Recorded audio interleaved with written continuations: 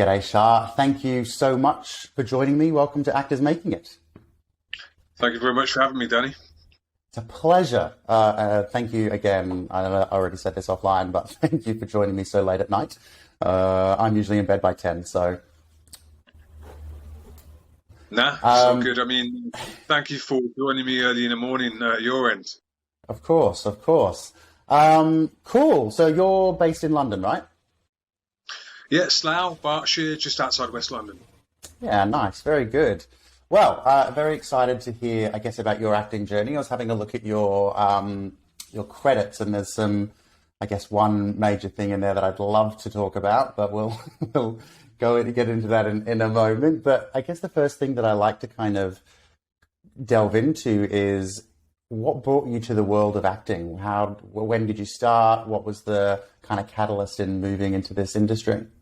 Sure, yeah. I would classify myself as a lockdown actor, where probably, a lot of people in many industries sort of like maybe ventured into other sort of areas and whatever not. There was a friend of mine who was a professional actor. He was actually a student of mine because I teach martial arts.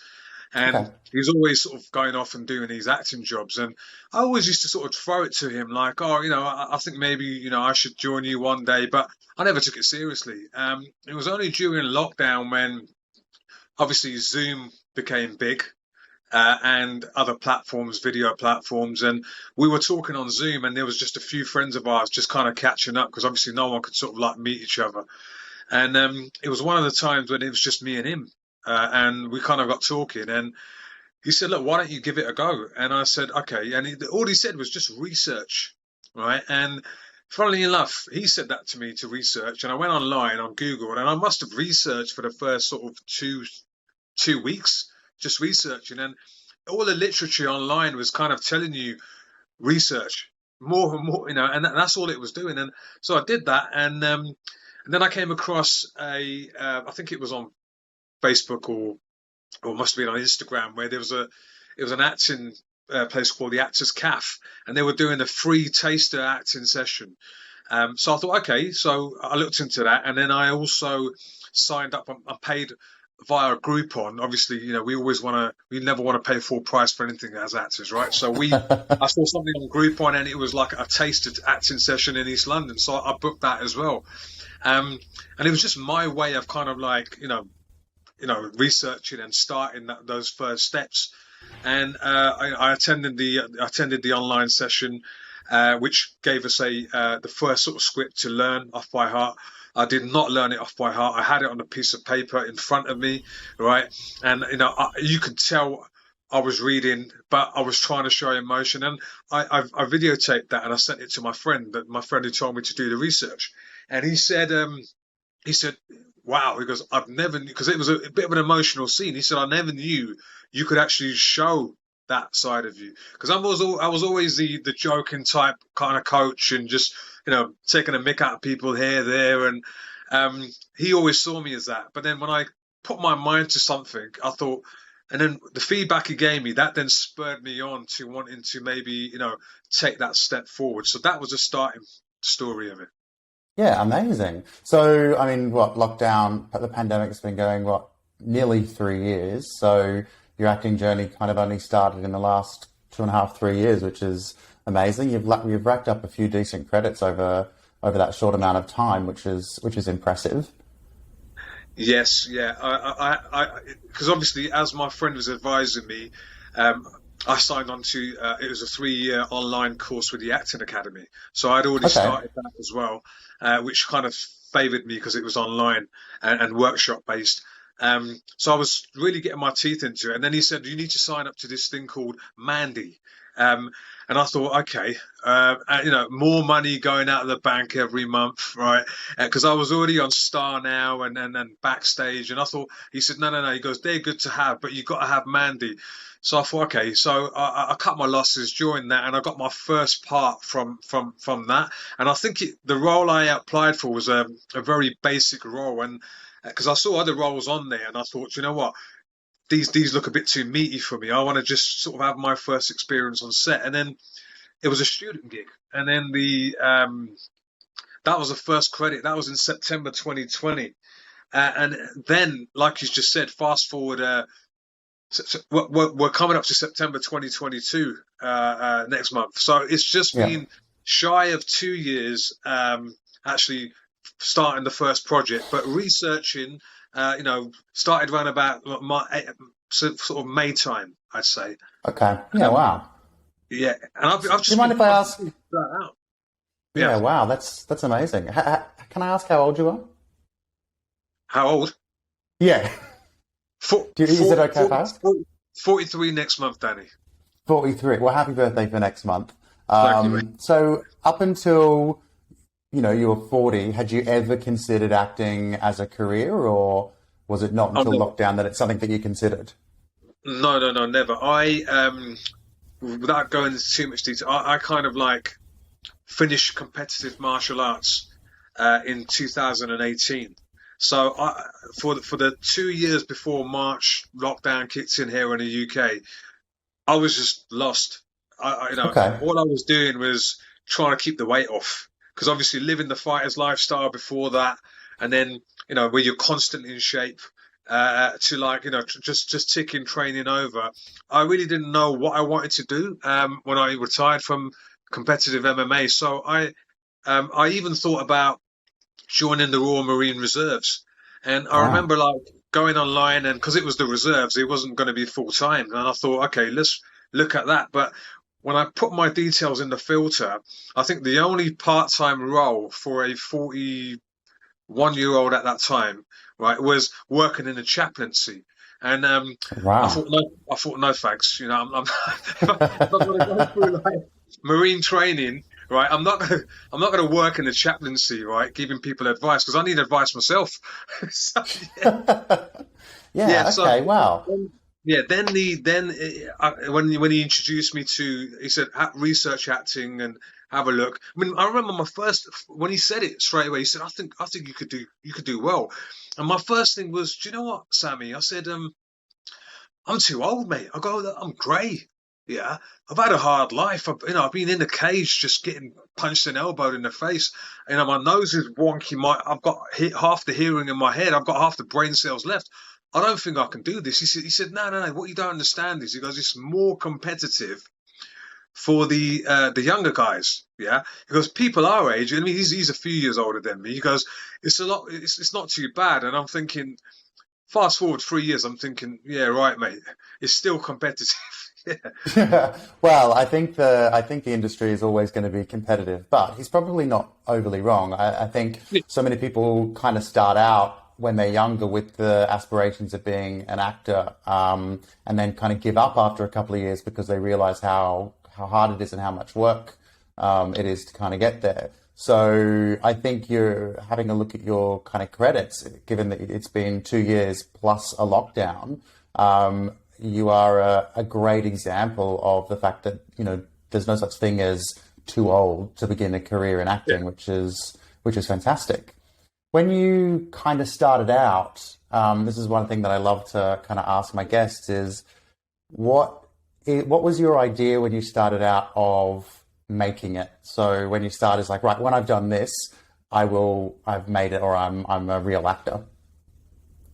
Because I had a friend of mine who was really realistic with me. He kind of broke it down to me as to like, he just sort of said, don't expect, right? A luck plays a massive part of it. Right? And these are his words. These are not my words. And then he said, just apply, work hard, learn your lines, and basically everything else will fall into place. Right. So I just took that advice, yeah, because I'm that sort of person. I'm very once I get into something, I will put my life and soul into it. Right. And there's no Okay. stopping it. So hence the reason why I've kind of gone on the way I have. And then I kind of like, I thought, right, you know what, just stick to this, follow his advice, and that's all I really did. And I really count myself lucky. Like, I had someone there to kind of mentor. Um, I think realistically, because I came from a martial arts background where it was bright lights, in front of cameras, interviews. So I was already kind of used to that element of it. And I did a bit of fight commentary, for martial arts and combat sports. So I was always comfortable in front of the camera, being asked questions and answering questions back. So there was, I think, starting off at the start, answering your question is, I always had that, that realistic expectations of, what this industry's like. And with that mentality, I sort of progressed. Yeah, okay, fantastic. I think having a realistic outlook when you begin an acting career will go so far. As we kind of started to talk about before we hit record, the mental health elements of acting and trying to make it as an actor can be all encompassing, especially if you have, I guess, big goals of what it is that you're going to achieve. How have you kind of found that element of the industry over the last couple of years, having started out so recently? I want to rewind. I want to ask you a question, but I want to rewind back to when I told you about when I was first looking at acting courses. The Groupon one, which I paid for and applied for, it was coming up to the date of when like the course was going to start, but I heard nothing back. So I emailed the lady, right, and I kid you not, I got such a massive shock of an email come back to me, right, in a sense. And this lady just lost her marbles, if I can. And all she put in an email, I'm not going to name what company it was or whatever, but all she put down was, we're in the lockdown, I'm about to lose my business, and all you're asking about is when this course is going to start, right? So, and remember, I'm a newbie to the industry, right? And I straight away I thought, well, hang on a second. I thought, what have I done? Who's upset you? But not thinking about anything else. All I was thinking is, I'm a customer, I've paid for something, and this is the service I'm getting. And then I replied back. I'm quite good with words, so I replied back, countering all the things she kind of said, and I sort of said, "Oh, thanks a lot. I'm a new actor, and you've just kind of put me off. And do I really want to do this? And it's not right you're doing this because your company's the reputation." And then it must have been 2 days later, she sent me back another email, and it was almost like groveling, and I could feel her pain, and I could feel her emotions just through her writing, because after all, we are all creatives, right? And all I did is I just sat back and I thought for a second. I thought, do you know what? Here's me chasing up a course which I paid like peanuts for, and this poor lady has probably lost all her business, yeah, and. So when you talk about the mental health side of it, right, that's the first time it actually hit me like, whoa, listen, you may be in a situation where you're, probably in a better off situation than some people who rely on a business to run, that brings their income in, and all of a sudden, finito, it's stopped. There's no income coming in. Yeah. And I replied back to her, and I just said, look, I'm really sorry. I was just kind of chasing up what I was doing. I go, I wish you all the best and whatever. So that was my first taste of how mental health was actually real, from a business perspective in the acting industry. For myself personally, I think the only on the mental health side of thing is like when I'm learning my lines, I'm thinking, this is driving me nuts. I think so. That's on a different spectrum. I never ever had like that thing of the anxiety, the thing of having to like, from the financial aspect of it or anything, because obviously everyone wants to work, get paid, and whatever not, right? I knew there had to be that so-called dog work or the work which you don't want to necessarily do to get in there. And there was times, I'm not going to lie, on set and I'm on student gigs and I'm not getting paid, and there's delays going on, and I'm thinking, do I really want to be doing this? Yeah. But then I'm thinking, remember, I'm talking to a friend of mine as well. And he said, no, Shah, he goes, remember, these are student gigs and they're learning themselves, and they're kind of like, they're experimenting. So some points of me were like, do I really want to do this? Is this what acting and filming is? Is just staying on set, learning your lines, getting nothing for it? But that was early days. And because my friend said, he goes, when you move from one project to another, just forget about it. Just apply, forget about. And when I started seeing the quality of these kids, I'll say kids and students, their work coming through, it just blew my mind. I thought, wow, there's a reason why these kids are studying this thing, like filming and all these studies they're doing. They're the future generation. They're the future of British filmmaking, or wherever they're from. Yeah. So I've always had a positive mindset, as opposed to like it affecting me mentally. Mm-hmm. I think the only thing which is kind of mentally, it hasn't really affected me mentally, is like, okay, what's next? Yeah, because we always kind of like, oh, what's next for us, right? And I recently, unfortunately, I was sort of told that, from my agent, right? They said, "Oh, Shah, it's been a year. We're reviewing our client list, and because you're a great guy, and I auditioned absolutely loads, and like we said, there's that luck element of it just wasn't there. They were chuffed with my self tapes. They were saying, "No, we don't need to tell you to do anything. You do everything absolutely perfect." It was just bad luck. It just didn't happen. And Right. I think they could see the majority of the work I was getting was from my SPACT and Stunt agency, big productions, and you can feel it from the agent's perspective. So they were kind of like, "Oh, he's getting work, but we're not making money," and I get that. But they're really nice guys, and they gave me the notice, and officially ended of this month. I'm a free agent, so I kind of, that part of it thought, I had to think and stop, like, okay, so what now? What do I do now? They were like my first kind of agent, and they were good. So it just kind of, again, not mental health, but like I'm always have to plan ahead. I don't want to get behind in the game. So that's the way I look at things. Yeah, sure. I mean, it's really admirable that you have a positive outlook, because I think it's really important in the industry to kind of keep that positivity. It can be very difficult, I think, for a lot of people to keep that positive energy moving. But it sounds like you've got you've obviously you're not young, so I think when people are a bit younger, it can be a bit more difficult to keep that positivity. There's a couple of things I want to delve into there, but first of all, let's go to, I know you've just said that you've just finished with your agency, but you've been, I guess, grafting for the last couple of years. How did you find engaging an agency in the first place, and that process? How long did it take you? I think I literally, the goal was September 2022 to be on Spotlight, because I wasn't expecting anything before. I got on Spotlight in like 10 months, just grafting. And when I was on there, I think within a couple of months, I just sent my reply out to a few people, and these guys, they said, "Yeah, Shah, we're happy to work with you. We like your look. We like what you've done." Obviously, it was like, okay, yeah, they were one of the first ones, and I went aboard.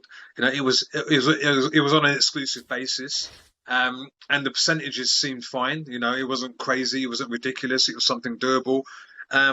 Again, did my research on that. So I sort of went, yeah, let's give it a go, and so yeah, so that was how it went, really. And fast forward like 12 months into this month, and I think, from what I know, there's also an experimental phase where newbie actors have to kind of go through with agents to kind of find the right fit and the right balance. And with these guys, they were great. It's just, except I realised that once I could see that maybe I'm not getting them work, but I'm getting someone else work, I was emailing, asking certain things, and there was no replies coming back. And that's when I thought, you know what, it's probably the beginning of the end now. Maybe, and they were a good agent, and I had a few people ask me, "Oh, how did you get onto their books?" And I just told them how it was, and so their reputation is quite good.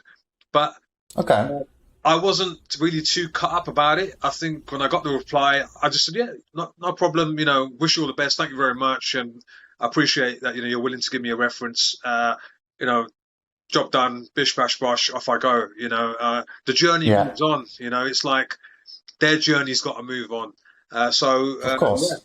I didn't really like, because I see on the Facebook groups on the UK actors pages and what, and there's so many people actors out there who are not represented, and I'm one of them now, right? And then I thought there was so many agents out there that it was almost like you could, actors there for the taking, right? But it's about not having so many it's about having the right agent. Um, Yeah. yeah, so that's where I am with it at the minute. I think I'm just planning ahead now and just moving on. Okay. What does that planning look like then for you as a freelance artist at the moment? When they sent me the email saying, okay, it's not happening, I then uh, contacted just a couple of agencies, and I've already had one agent, and they're quite good. They've basically said, oh, we're reviewing all the sort of applications this coming weekend, and we'll get back to you. So already, in my head, it's like, okay, I've already kind of done my work. If it doesn't work out with these couple of agents who I applied with, I'll just take my time and I'll kind of move on. But I'm so my networking with sort of other people on Facebook and wherever else is so good that I'm already picking up my own work. I don't Yeah, of really, course. yeah, I don't really rely on agents, and for me, it's not like it's not like I've lost out massively. Yes, they're great agents and they've got great Hmm. contacts, and they're the guys who are going to propel you forward. By all means, I know that, but I'm still ticking over, and I keep Yeah. reminding myself that, listen, man, next month you would have been in this industry for 2 years, right? And there's a lot of people who don't even get onto spotlight, my age and whatever. So I'm in no real rush. I'm kind of just I quite enjoy the learning aspect of going to the workshops, doing the all the online stuff, doing the reading. I quite like that because I didn't do any of that in my early years, hardly any. And now I'm kind of doing it, and I'm really enjoying it. And if you had like 2 years, if you had a conversation with me 2 years ago, it would be pretty much yes or no answers, and there'll be very little enthusiasm and very little character. Yeah, Okay. in these 2 years, like it's just brought out something so much more different in me. And I just want to bring this out into my work. Yeah, nice. I think your comments there about still ticking over, even though you don't have an agent, is really kind of great to hear. And I think, obviously, I'm a member of a bunch of, Facebook acting groups and all of that kind of stuff as you are. And I've got plenty of actor friends. And there's so many that don't have agents. And they put a lot, a lot of people put a lot of, what's the word? I guess put a lot of pressure on themselves that that they're not going to make it as an actor if they don't have an agent and Yeah, don't necessarily focus on making their career work for yeah. themselves. So it's really good to hear that you've got that positive attitude. Do you still work outside of acting to bring in cash, or are you focusing on acting full time? Yes, yes. I mean, throughout my the last 15 years, I've been working as a bodyguard for a Saudi royal family, right? So Wow. yeah, that's been my so it's taken me places, and through that, I've had support in the sense like when I used to do my MMA. Because I had 26 fights before I retired. I kind of like that, I could get time off to kind of focus on my hobby as well. Um, and even now, my employers are great. They've recently they gave me 2 months off. And I managed to sort of get I was out in Saudi Arabia working on a stunt gig, on an acting stroke stunt gig out there for 2 months.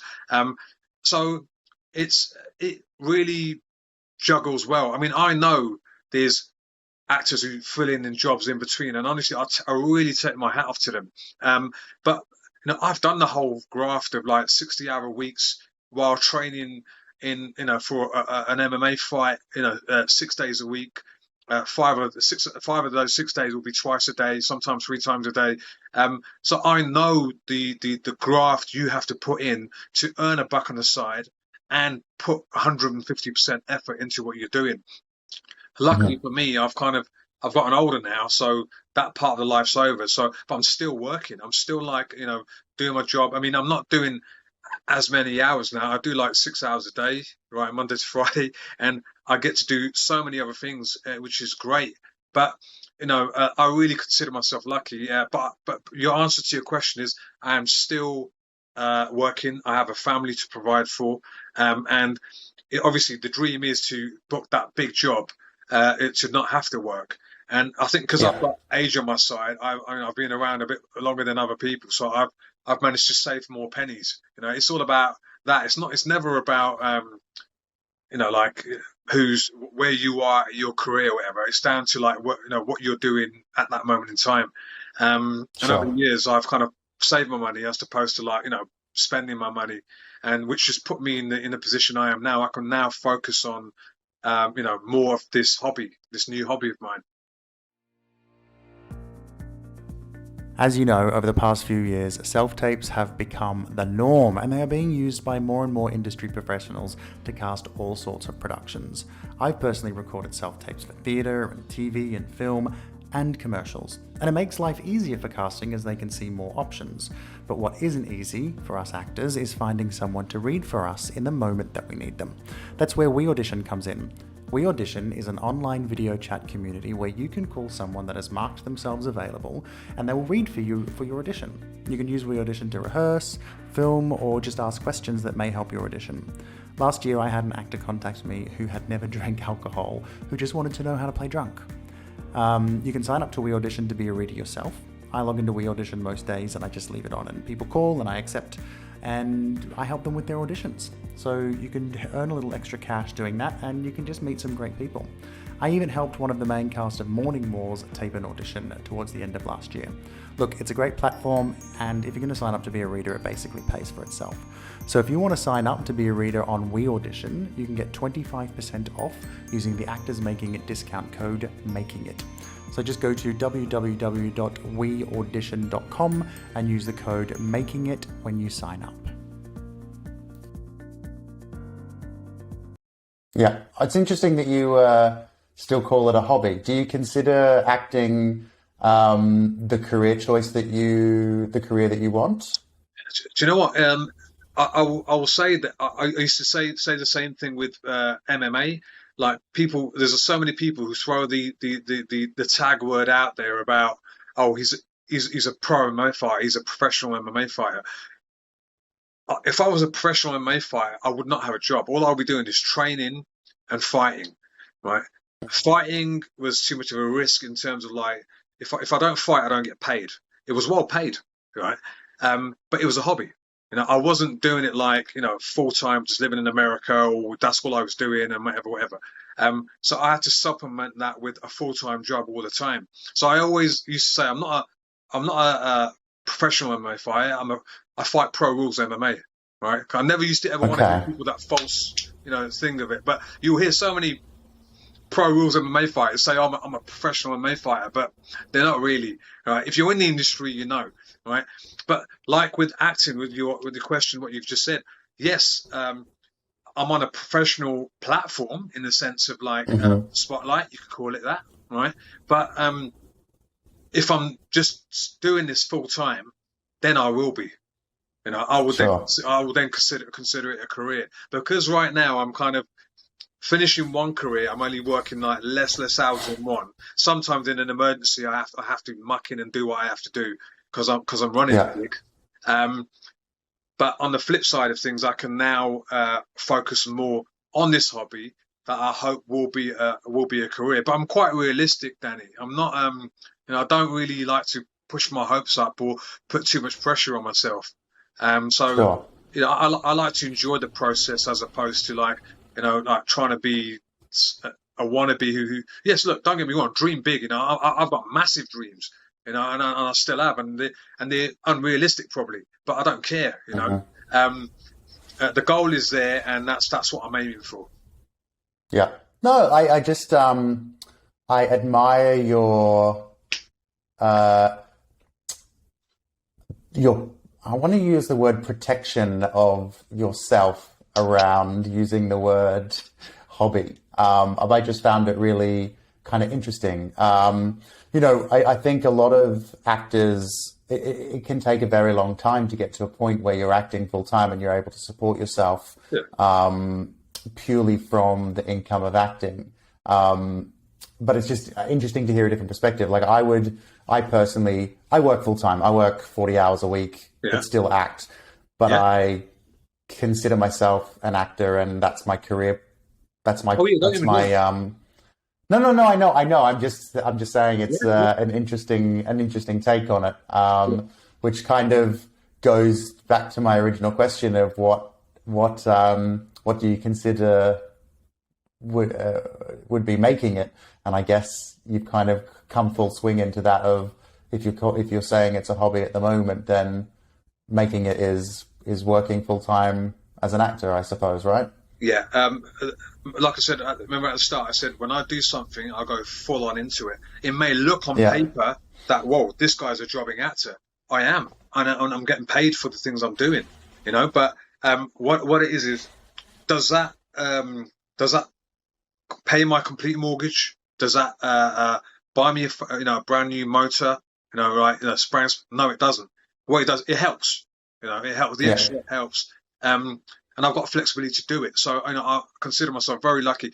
So, but the thing is, the hobbies I've always done have ended up kind of being a career. It's just I word it that way. Actor, I consider myself an actor. I am very serious about my trade. I'm full on into it, like I was 15 years doing professional mixed martial arts competitions. It's the same concept for me. I just see it as a different area. And I will make it. I will. I made it in pro MMA. I did. My name's out there. Okay. And I will make it in acting. There's no negativity there, right? Honestly. And when I say this to people sometimes, and I'm like, I've got my eye on the prize. It's just a matter of time, right? And that's my mindset. And I'm going to do whatever it takes to kind of get there. Yeah. No, look, I really, it wasn't a negative pickup of the word. It's just, I just thought it was a really interesting use of the word. I'm talking to, I talk to a lot of people that don't like to consider themselves, that question themselves, and they're like, well, I haven't done this type of job yet. Or I still have a paying job, so I'm not a real actor. I'm not going to consider myself like people that won't come on my podcast because they don't consider themselves a real actor, even though they are auditioning constantly and they've got an agent and they're always working towards like, oh, I'm not an actor, I'm a fraud. So it's just I guess really interesting because as I said, like I wouldn't personally use the word hobby, but because to me that feels like I'm invalidating myself, but obviously that's not what you're doing, which is fantastic. But it's just I don't know. It was just an interesting choice of word.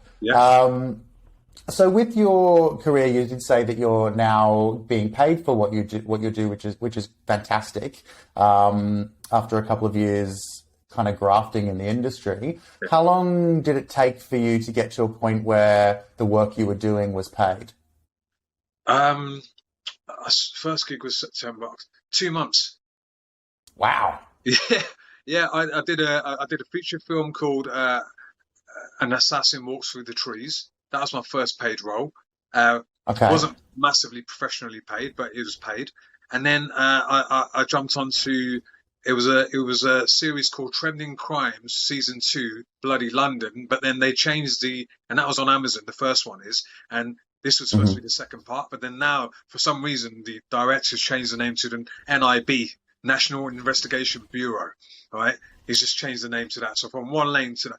And that was the actual proper contract, and that was the second paid gig, which I got. So it was literally 2 months. Within 2 months, I got those two paid acting gigs. Yeah, wow. Do you think that there is something, look, I think getting paid work can take a long time for a lot of people. I think my first paid acting gig was only last year after 4 or 5 years of pushing really hard at it.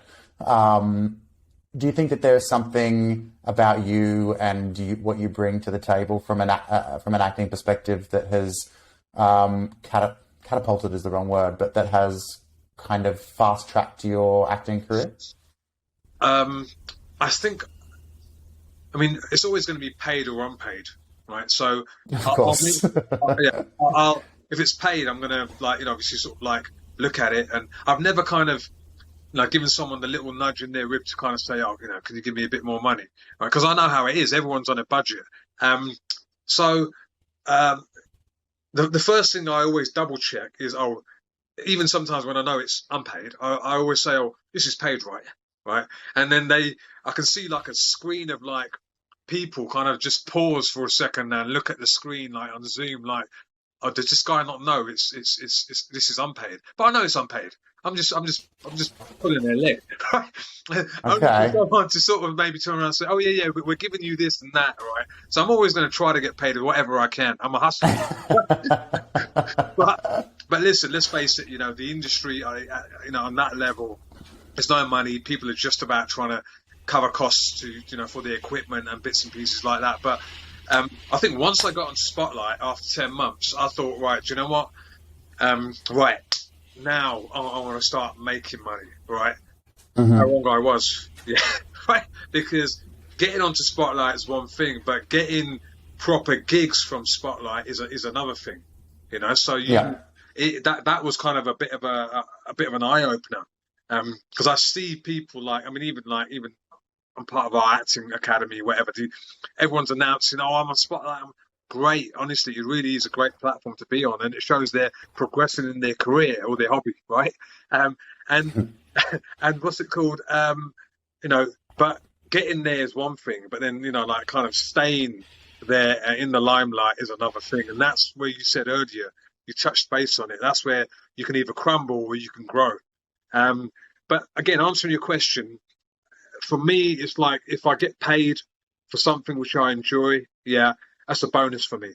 Yeah, I will, and I'm happy, right? If I like a project and it's unpaid, right, but I really like the storyline, I've read the script, and I've been asked to do it, I will do it because I like the script. I won't ever sort of like knock something which is unpaid, because, like I said, this is not something. This is what I don't rely on this to pay my bills completely. Because, like I said, this is something for me which I really, really enjoy, and if I can pay as much money as I can for it, so be it. Yeah. How is your? You mentioned you have a family, so and I think I read your IMDb profile. You've got a wife and 3 kids. So how have the family supported you through this hobby change? Yeah, my wife has been very supportive. My children have been very supportive. My line partner is my son. Yeah. Okay. When it's a female, he sits apart because his voice hasn't broken. He's only 10 years old, right? Which is great. My daughter, she can't keep a straight face, so she's always kicked out of the room. But the support has been great. It's been so challenging because my daughter, I've got like I said, 10-year-old, 7-year-old, and an 8-year-old baby, 8-month-old baby. Sorry. And wow, okay. Yeah, and I was auditioning right the way through up until my wife was in hospital about to give birth. Yeah. So when she came along, it made things a little bit more challenging. You can imagine, like, you're doing a self-tape. Next thing you know, a kid's screaming, right? There's nothing you can do about it. And that might be one take, right, which is you just got it bang on, right? And unfortunately, you have to go for the one that's second best in the end because you just have to get rid of it. So it's been challenging on that end. I won't change it for the world. I love them to bits, but they're really supportive. I wish my wife could be a bit more supportive because I've auditioned for Bollywood roles as well because I can speak Urdu, Punjabi and Hindi as well. And because she's used to sort of speaking, listening to me the way I'm talking. So when I try to speak in her or our native tongue, it comes out all wrong because my first language is English, right? And I just haven't got, I'm still working on trying to get the pronunciation of Bollywood right. And she just ends up pissing herself. And it just, excuse me, sorry, I didn't swear. You can swear as much as you like. It's not an issue.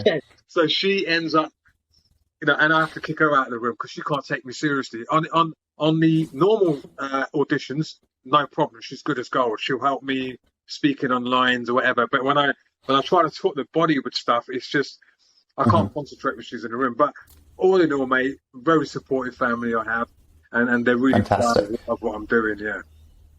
And I think having supportive people around you is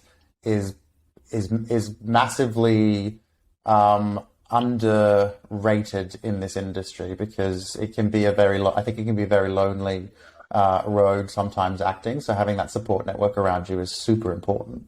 Oh yeah, 100%. I mean, the amount of times even on our, like I said, the Acting Academy, we have our own Facebook private group, and people just put their thoughts and feelings up on there, and again, you go back to the whole mental health thing, and you think, maybe things aren't really going well in their lives, and this is something they're holding on to, a career to kind of like to express themselves as best as they can, and then when they're saying things like, oh, so I had a friend said, oh, why don't you get yourself a real job?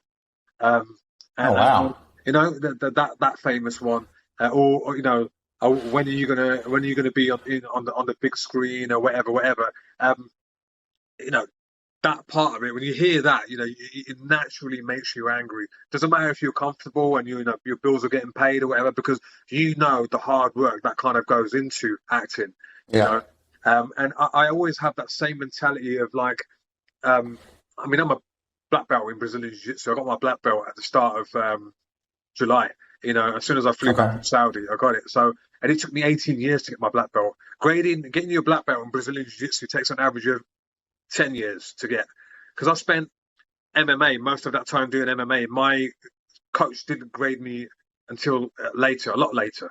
But the point I'm trying to make is I always have that, even though I've got my black belt, I always have that white belt mentality, meaning, humble, humble beginnings and all that. And so when, even though like I might have racked up a lot of credits, in a short space of time, but I really like to read stories about people with their struggles and how they're trying to make it and how they're trying to, and what answers they actually use to, confront people like that who try to make a mockery of your career as an actor. Question, yeah. Yeah, 100%. We have to show each other support, any way possible, because people just don't understand. Yeah. No, they don't. Well, I think my typical kind of response to people that ask the question, or comment about it being a real job is just asking them whether or not they watch television or watch movies, because like they're working actors. Like, Yeah. if they're watching television, then then it must be a valid job. Yeah. No, you're right, 100%. That just sums it all up. And I think that, like I said, that's if you've got a support network around you, when you do have people to try to belittle you or try to look down on you, it's like you just want to. There's ways and means of kind of like saying things back, but they'll never understand. For sure. I did a student gig. Must have been in like 2021 at some point, and I worked with. There was an actor there. I can't remember his name. I can't believe it. But he's got over 500 credits. Yeah, right. Feature films, movies, short films, and he's on this student film. And I just spoke to him, and he's an ex-musician who, got fed up of like doing gigs in pubs like around the country because the money was getting stupid, and he thought, "Nah, I'm going to try acting." But he was like happy doing that, and he said, "When I've got free time, I will do student gigs because it's just growth." Yeah, and it brings out a different character. And you know what? I saw that, and he was probably like late 50s, coming on early 60s. And I saw that, and a bit of a geezer, and every other word was an F word, and really a great personality. And I saw that, I thought, you know what? This guy, he's got 500 credits on his. Sorry, tell a lie. I think he's got about 400 and something. And he goes, his aim was to get 500 credits, right? And he's not far off. And I'm thinking, that they're the sort of people we need in our industry. Yeah, who doesn't matter what, he's got a goal and he's sticking to it and he's doing whatever he can to grow as an actor and he's done loads of paid work. He's lived the life that guy has, but he's still doing student gigs because it's bringing out a different character he can play. And I took so Yeah, much from nice. that. I took loads from that. Yeah, amazing. I'm going to ask one more question because we're getting up to about that 45-minute mark. You mentioned before that you speak, I guess, a couple of different languages. How have you found, I guess, casting around type and diversity, etc., over the last couple of years since you started in the industry? Um, Good question. I believe it or not, because my look isn't typical. My parents are from Pakistan, so I haven't Okay. really got that typical Indian look. So I was always getting away with like casting for mixed race, people from Middle East, black. So there was a Hmm. variety of people, things I could cast for. Um, so I've been very lucky on that element of it because obviously that just broadens your usage a lot more, especially on Yeah. the stunt and SPAC side of things where they need like a body double that looks similar and you're still getting paid top rank for Hmm. it. Um, so Yeah. it's actually been a blessing in disguise. But I mean, there has been a couple of elements of like, say, because obviously I'm a Muslim. Um, I don't drink, I don't smoke, I don't do any of that.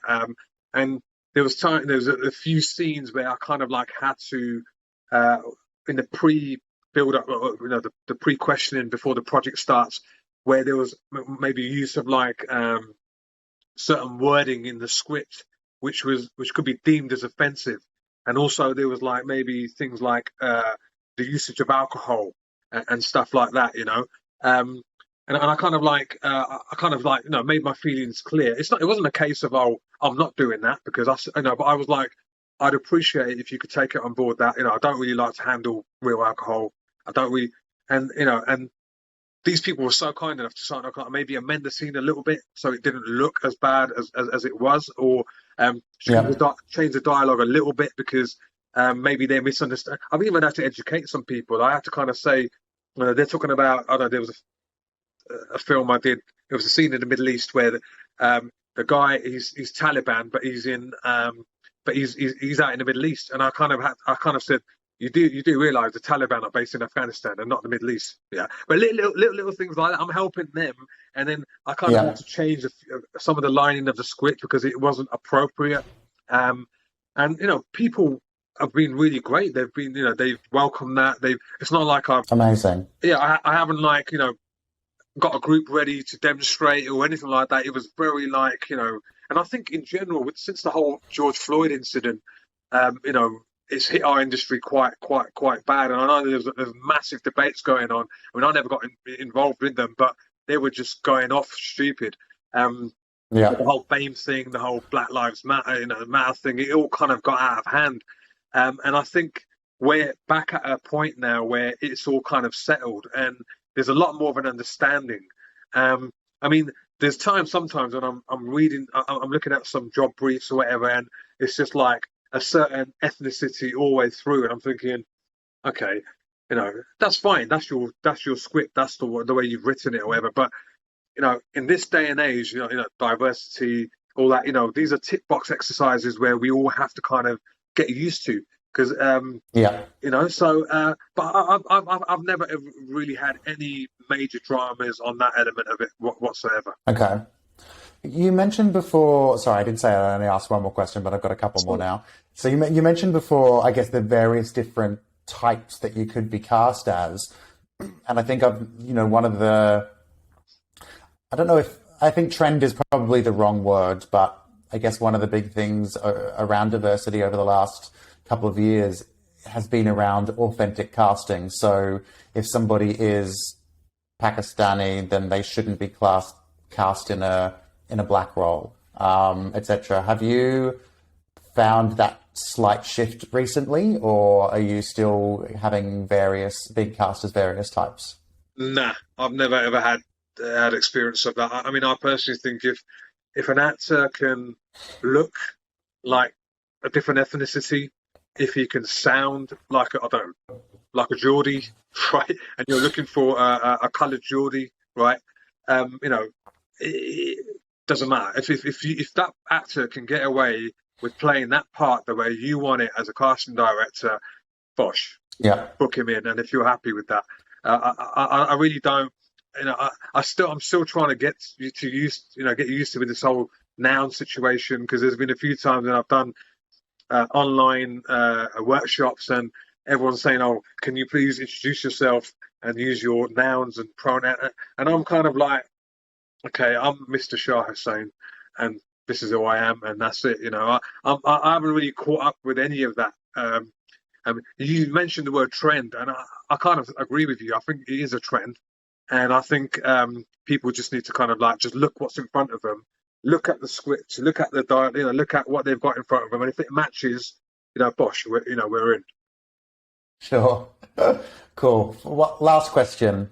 Given that you have, I guess, started in the industry, I don't want to say so late, but later in your life, what's the one piece of advice you would give to someone who's a little bit older that is telling themselves that they're too old? Don't consider yourself too old. There's never such thing as being old. There's a role for absolutely everyone. It's such a massive industry, and yeah, you'd be silly not to give it a go. It might not be your thing, but just give it a go. You just never know, where it might take you. Amazing. Shah, thank you so much for joining me this morning. It's been really nice chatting with you. Now, thanks, Danny. Thanks for having me, friend. Apologies for last time that I couldn't make the last one, but I'm really, really glad that we managed to sort of meet and chat. And it's been great to talk about things. It's actually inspiring talking to people like you, because, like I said, we're all in the same game. And the more people we can talk to and create more positivity, the better. 100%. Mate, good luck on your own journey to making it, and I'm sure we'll see you in some amazing roles again soon. Thanks, Danny. Appreciate it. Thanks for your time.